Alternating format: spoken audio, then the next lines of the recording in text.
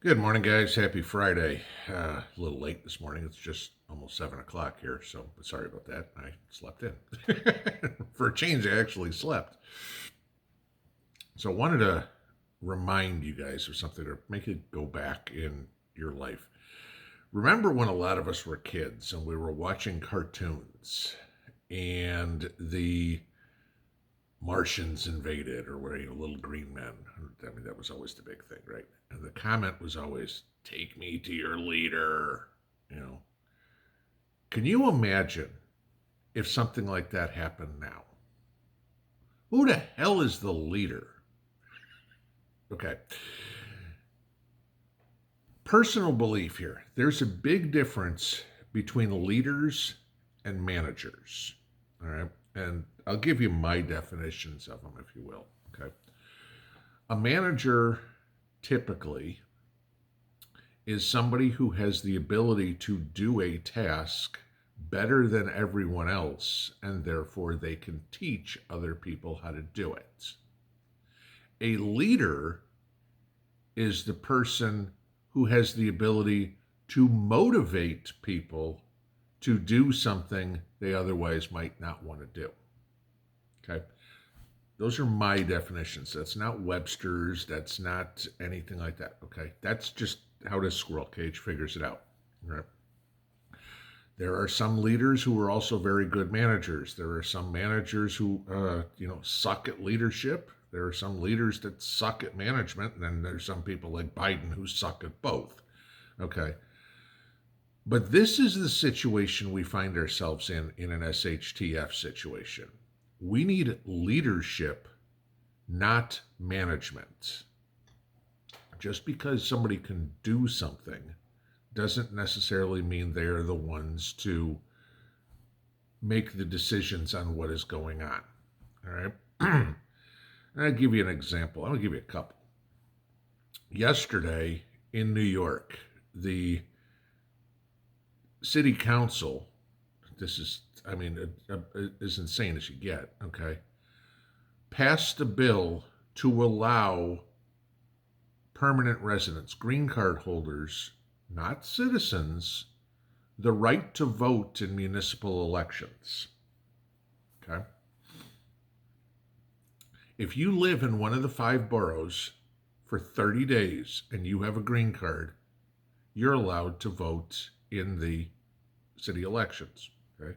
You can vote for city council, you can vote for mayor, you can vote for whatever. Okay? What leadership is this? This is literally giving people who have minimal ties to the United States authority to make a decision on how the largest city in the United States is run, okay? The hub of the world is run. Think about this. Let's use the immigration plan that we have going on right now. Let anybody and everybody come across the border, bring tens, if not hundreds of thousands of people in from Afghanistan. And the Democrats in Congress want to fast track them all to citizenship. Now, I can say I know a little bit about what it takes to become a citizen because of Mrs. P. All right. It took about 10 months, I think, for her to get her green card. Okay. Thereabouts. So let's say that you want to have, I don't know, pick something, ISIS, Al Qaeda, the communist parties that exist all over the place.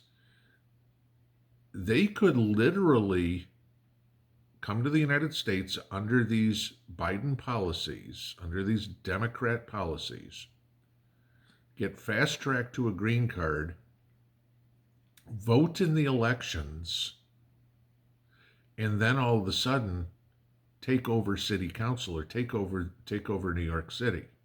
I mean, guys, this is the hub of the world. Okay, this is the financial center of the world, and we could have chaos. Literally, our largest city run by foreign nationals and puppets of foreign entities.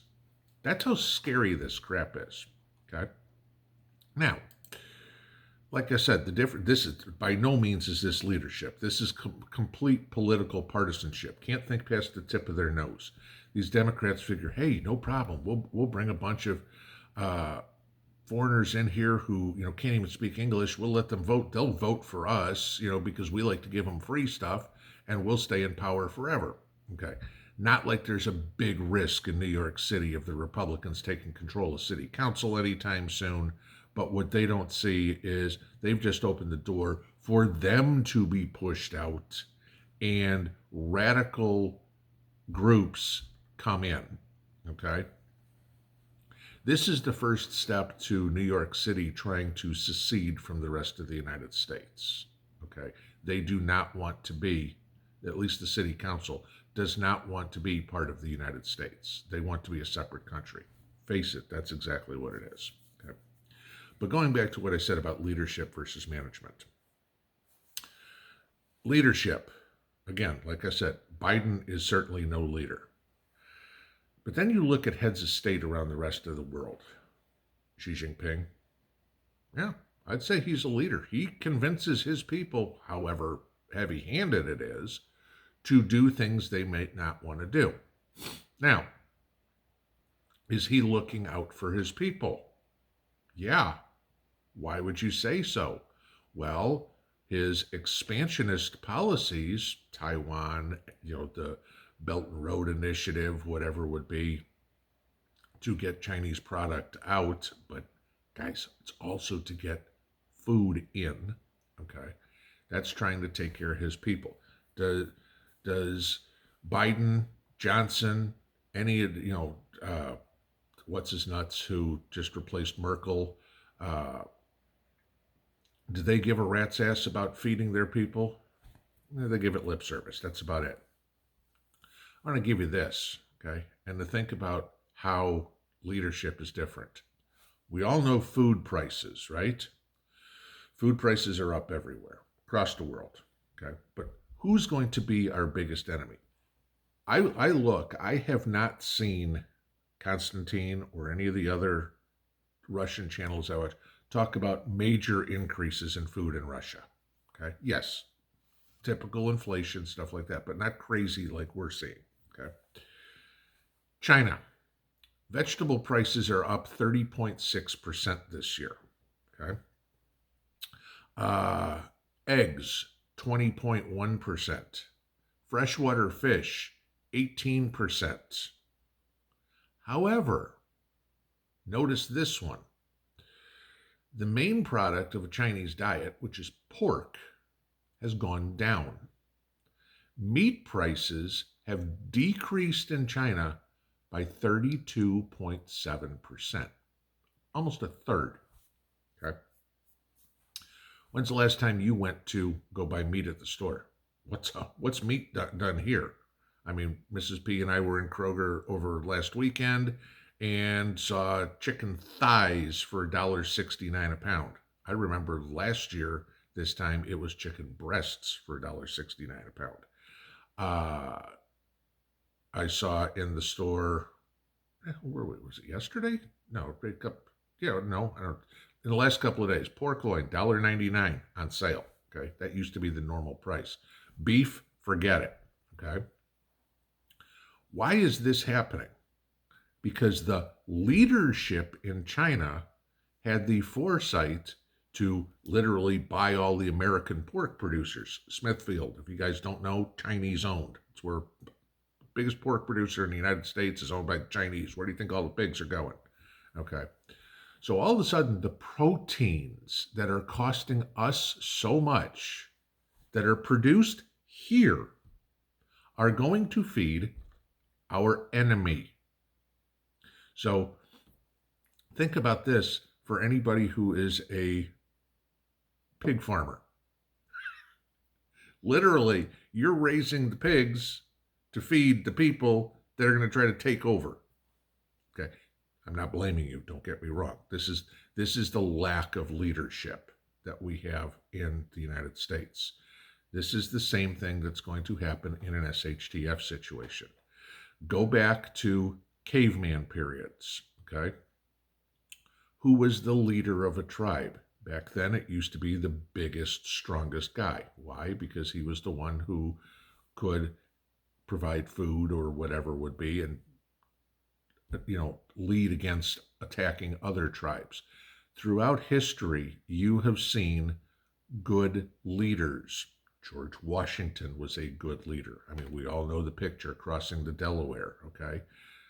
What kind of leadership did it take for him to convince men to get on that boat in frigid cold weather and go? Okay, I'm giving that. This is the problem we have in the world right now. The people in leadership positions, i.e., politicians, both sides, are not leaders at all. They are not managers at all. Okay? They don't have the skills.